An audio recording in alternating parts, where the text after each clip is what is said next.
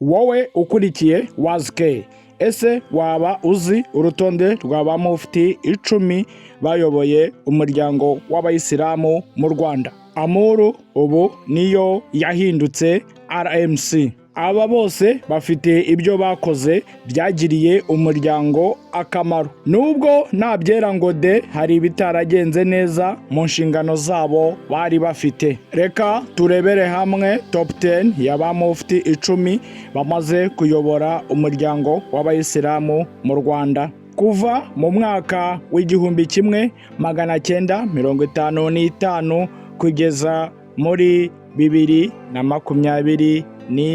Aya ni amaboko matagatifu. Wazike. Wowe ukurikiye wazike, reka mfata umwanya nkwifuriza amahoro y'Imana, mubwira ati assalamu alaikum wa rahmatullahi wa barakatuh. Ibihe byiza kuri wowe ukurikira wazike umunsi ku munsi. Ndagukunda cyane aho uri hose nubwo bwose tuziranye mu cyuka bamwe na bamwe ariko mbakurikirana nanjye umunsi ku munsi ku makomenti yanyu nkuko nanjye munkurikirana umunsi ku munsi. Ni iby'agaciro cyane kubana namwe muri umuryango mugari nkunda ibihe byose. Ninjye nta wundi rero ni si papa wirinda kuba ikibazo ku bantu, aho kuba ikibazo ku bantu ahubwo nakemura ibibazo by'abantu.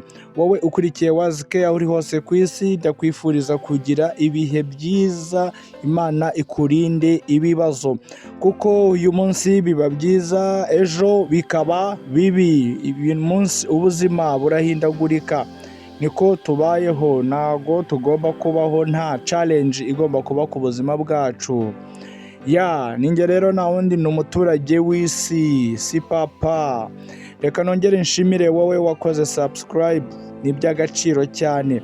Nanakangurira wowe ukunze ibi biganiro bya wazike cyangwa ushaka kujya ubikurikirana umunsi ku munsi, ndagusaba ko wafata isegonda rimwe gusa ugakanda kuri subscribe, ugakanda no kuri iyo nzogera, ugakanda kuri all, ukazajya ubona notification za wazike.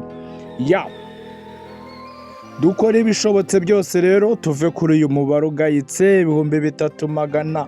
Wenda turangize iyi Desemba, tuve muri uku kwezi kwa 12 byibuze dufite 5,000 kubw'imbaraga zanyu n'ubushobozi bwanyu n'impuhwe zanyu.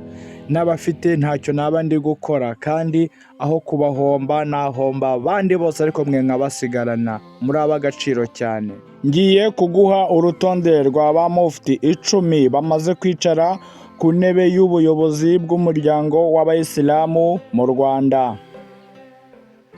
Uwa mbere ni mufti Sheikh Ndangari, uwa kabiri ni mufti Sheikh Mwalimu Nuru Nkanga, uwa gatatu ni mufti Ntahondi Amurani, uwa kane ni mufti Sheikh Mugwiza Ahmedi, uwa gatanu ni mufti Sheikh Gisesa Isa, uwa gatandatu ni mufti Sheikh Habimana Swalehe, uwa karindwi ni mufti Sheikh Gahutu Abdul Karim, uwa munani ni mufti Sheikh Kayitare Ibrahim, uwa cyenda ni mufti Sheikh Hitimana Salim, uwa 10 ari nawe uriho kuri ubu ngubu ni mufti Sheikh Sindayigaya Musa.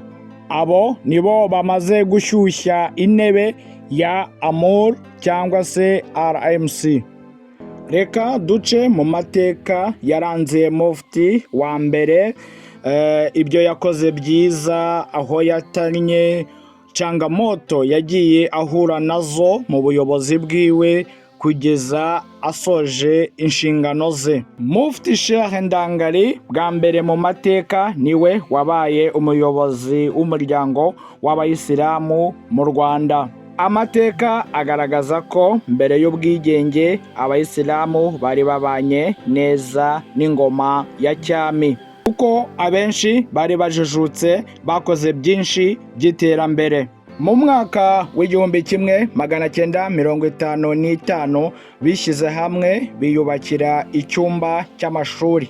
Aya mashuri yubatswe mu kibanza cyangwa se ubutaka bwa Ramadhan Abdallah, bubaka ibyumba 3, maze ishuri ryabo baryita Ecole Swahili Nyamirambo. Iri shuri ryakiraga abayisilamu bari barahejwe, aribo bitwaga abayisilamu b'i Nyamirambo n'abatutsi bo mu Mabereshi na za Mumena.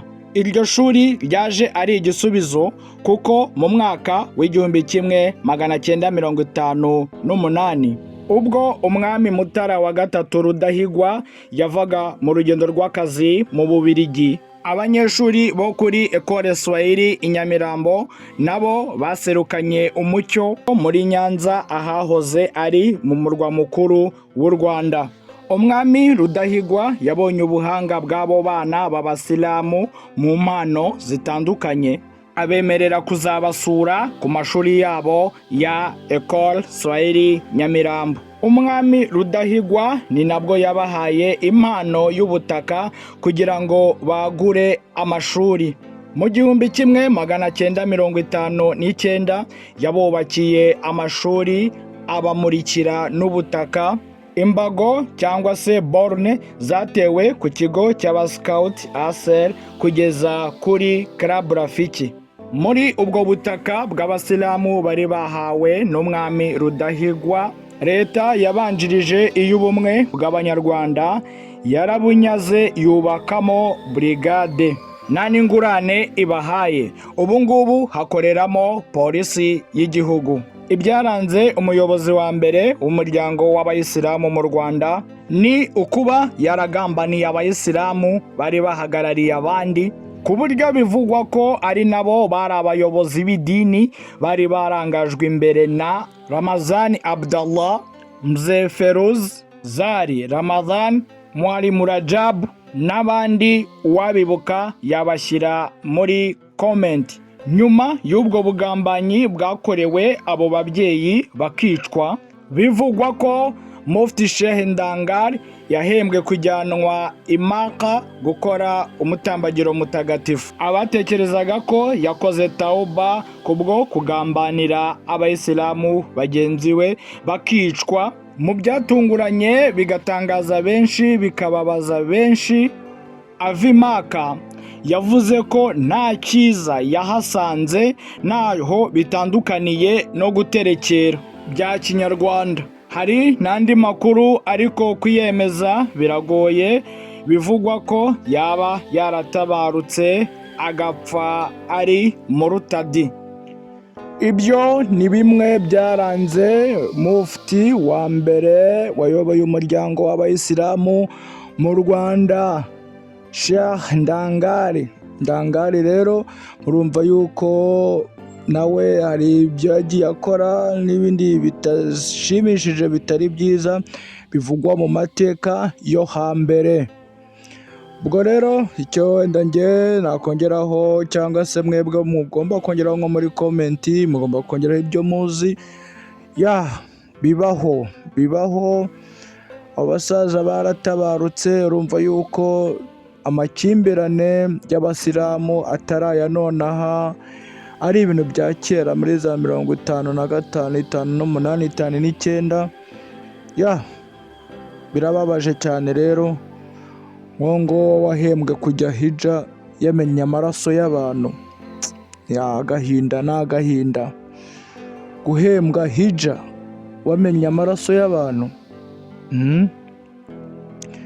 Ubwo rero natwe tuba tugihumeka, nitwe dufite umwanya, dufite igihe cyo kwicuza ku bw'amakosa yacu, tugakora tauba ku bw'amakosa twakoze, tukegera Uwiteka tukatubu, akatubabarira, akatworohereza, akaturinda ibibi, ibyo twishoramo ku bushake bwacu n'ibyo badushoramo ku bushake bwabo. Urabona yuko hano ubuyobozi buteza ibibazo n'abayoborwa nabo bagateza ibibazo, inzangano zikaba nyinshi, hakabamo kwicisha abantu, ukamena amaraso niyo wowe utakwica umuntu ariko gutunga urutoki mugenzi wawe akavutswa ubuzima, akabura ubuzima kubera wowe wabigizemo uruhare, kuko ngo uri umuyobozi. Bavandimwe Abayisilamu, ibyo bintu ntabwo ari byiza. Nibyo mara mbabwira ko ibi byo kwitwaza icyo uri cyo cyangwa se gushaka guhangana kubera gukunda ubuyobozi cyangwa se gukunda intebe yawe, gukunda izina ryawe, gukunda abo muri kumwe, ukumva yuko wakora ibishobotse byose, bamwe bakabura ubuzima kubera wowe, abantu bagapfa, abantu bagafungwa, abantu bakabura amahoro, abantu bakabuzwa umutekano kubera wowe n'abo wenda muri kumwe cyangwa se kubera impamvu runaka. Ntabwo ari byiza cyane, ntabwo ari byiza duhora duterana amagambo mu bintu bidafite hepfo na ruguru. Turebe source ni iyihe, ibi bintu byahereye hehe, ibi bintu bizarangira ryari? Murabona yuko ari ibintu byo muri za 59 bisa nk'aho ariho byahereye. Nimba abantu barariwemo urukwe bakabatanga, abantu bagahembwa kujya hija, bakaza bakerensa ibyo babonye hija imaka, nta bivuga yuko birahura na bya bindi by'abantu bafata itike z'ubuntu, itike y'umwami, ibyo watomboye ahantu hagiye hatandukanye mu mashyirahamwe. Iyo akenshi wagiye hija utarabihangayikiye, nta niya, utabishaka, nta murava ushyizemo, nta cyiza ushobora kubona aho wagiye, nta n'ikiza ushobora gukurayo, ahubwo uba ugiye gukerensa, uba ugiye kureba ibyo abandi bajyamo ariko wowe bitari ku mutima wawe. Allahu yalamu nimba nyakwigendera koko ibi bintu yarabikoze, Mufti Ndangare nimba yarabikoze, Allah mworohereze, Allah mubabarire. Ashobora kuba yarakoze ibintu nawe atazi. Kumena amaraso y'abantu, ugatunga urutoki Abayisilamu bagenzi bawe, ugahembwa kujya imaka, birababaje cyane, birababaje cyane guhembwa kujya hija. Nko muri bamwe bandi nabo bavuga ati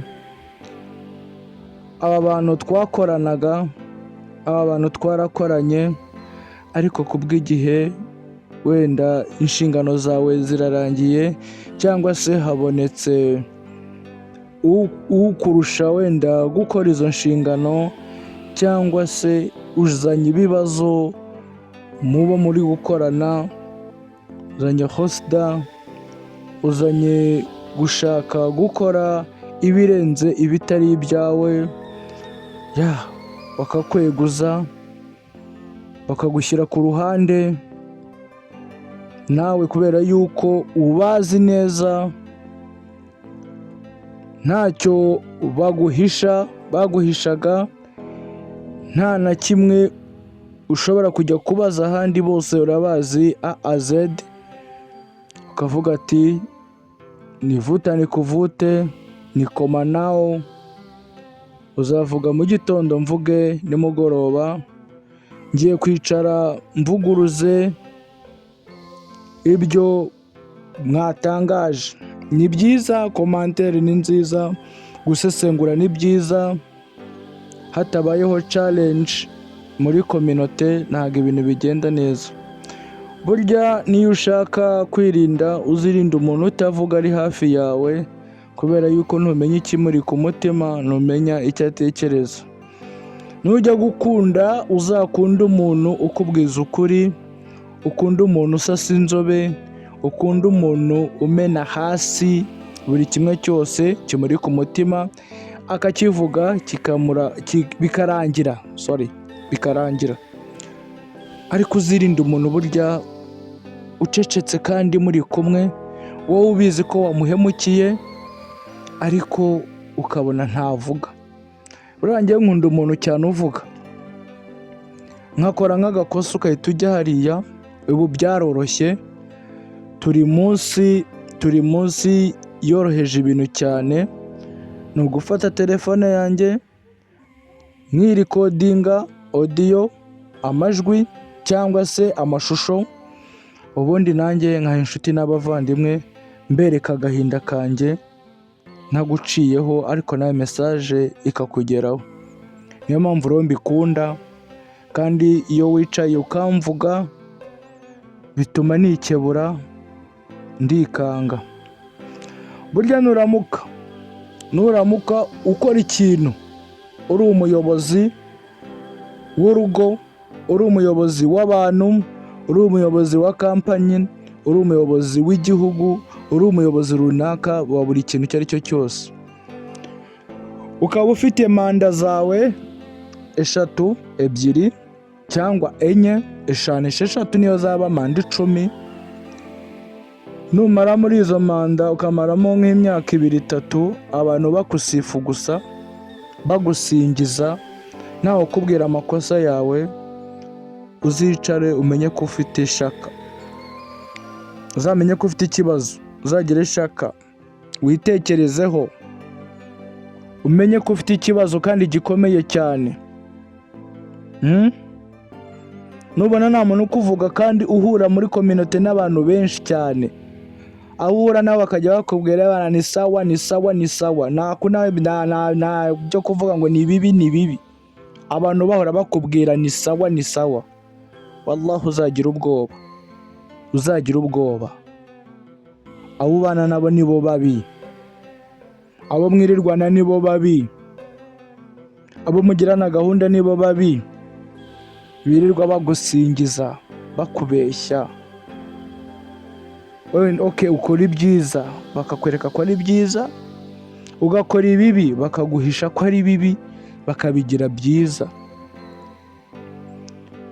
Niyo mpamvu habaho ngo ntabyera ngo de. Ntabwo bishoboka ko wamuba muri association, waba muri community ngo uzabe imfura mu bantu, ntabwo bishoboka. Mtume yaje kutwigisha idini, hadisi ziramanuka, aya ziramanuka, atwigisha ubusilamu icyo ari cyo. Noneho muri kirya gihe twe turavuga ngo ni tekinoloji dufite, ngo ibintu byarihuse. Nta ni tekinoloji izabaho nk'iyabayeho mu gihe cya ba Mtume. Tekinoloji izabaho ni iyihe izaruta iyo kuvugana n'Imana direct, kubaza Imana ikintu ikakigusubiza direct. Tekinoloji izabaho, ibyo mwivugisha ngo ni social media. Tekinoloji izabaho yo kugutumaho marayika, kugutumaho marayika akaza ari wowe aje gushaka, Allah mugutumyeho. Akoye ye muransetsa cyane ngo tekinoloji. Okay, tekinoloji izabaho izohereza marayika ni iyihe? Ko yabaho ku bwa Mtume. Ku bwa Mtume hariho ababishi benshi cyane bavugaga iki kintu ntabwo ari cyo, kugira ngo babereke bakavuga iki ni cyo. Ba Musa, ba Abraham, Mtume Muhammad sallallahu alaihi wasallam, Imana imuha amahoro n'imigisha, yakoze byinshi, ariko ntabwo byabujije abana b'abantu kumugerageza. Ntabwo byamuje kumugerageza. Ntiyakuwe amenyo se? Ntiyakuwe amenyo? Ntiyakubiswe? Ntiyavuzwe? Baramukerensa, bamuvugaho ibiki byose, ariko arayobora.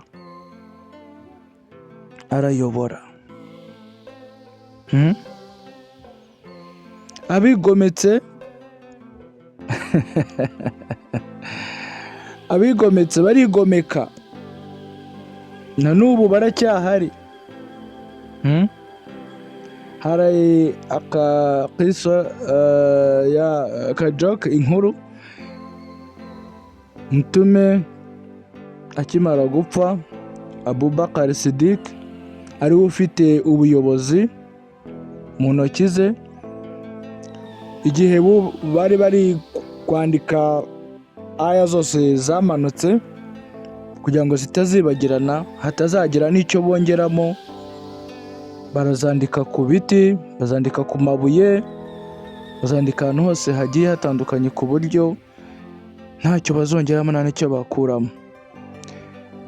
Haje kubaho igihe cy'amashiha, bakora debate n'abayisilamu, bahana isaha, bahana igihe. Ubwo icyo bapfaga ni igiki? Hari uguhakana Mtume ku bashiha, abayisilamu bakavuga ati Mtume Muhammad niwe ntumwa yacu, Imana y'ukuri ni Allah subhanahu wa ta'ala. Bemeranya debate. Wari umuyobozi w'abayisilamu icyo gihe aravuga ati muze nimunyereke ibimenyetso byerekana ko ari mwe bayisilamu ba nyabo, wallahi turi tayari natwe tukaba bashiha, ariko natwe nitubereka ibimenyetso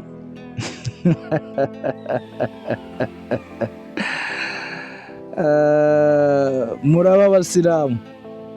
Mbabwira hariho ubunafiki mu buzima twiberamo. Abasilamu barabyemera, amashiha arabyemera. Isaha yo kujya muri debate baraza ku musigiti, abashiha aza ku musigiti. Sorry. Abashehe nibo bagiye mu birindiro by'amashiha. Sheikh wari uhagarariye abayisilamu muri icyo gihe yahise afata sandari ze azishyira mu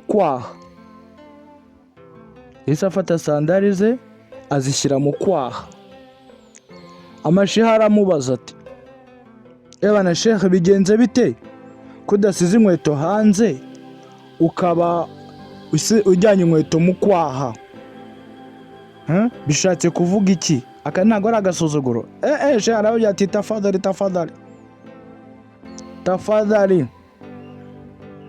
Ku bwa Mtume batubwiye ko abashiha muri abajura, mwibana inkweto. Ku bwa Mtume batubwiye ko abashiha muri abajura, mwibana inkweto. Niyo mpamvu zanjye nzishyize mu kwaha, sinshakira wama. Umuyobozi w'abashiha nawe aravuga ati ko ni ukubeshya kubera yuko nta mushiha wari uriho ku bwa Mtume. Mu gihe cya Mtume nta bashiha babayeho. Uwavuze ibyo yarabeshye Sheikh. Barababeshyera abashiha kubera yuko ku bwa Mtume nta mushiha wari uriho. Uwabyivugiye n'umunwa we ni umuyobozi w'abashiha wari uje muri debate. Sheikh yahise afata inkweto ze arisohokera aravuga ati debate irarangiye. Baramubaza ati kubera iki? Aravuga ati twebwe tugendera kuri Qur'ani, tukagendera no ku by'intumwa yakoze. Ubwo rero nimba tuje muri debate gushwana njye namwe kugira ibyo twungikanyaho mu biganiro, tukaba turi buganire ibintu bya nyuma ya Mtume atari bya mbere ya Mtume Muhammad, njye ntago ndimo. Mwebwe mwaje nyuma y'intumwa Muhammad muranabyemerera. Ubwo rero birarangiye, njye nzakurikira intumwa yanjye. Sheikh, debate yarangiriye aho ngaho, nta cyari gisigaye. Urumva yuko rero abashiha bahise bigumura kubera yuko bari babonye Abubakar Siddiq n'abandi bose bashaka kwemeza ibintu bidashoboka.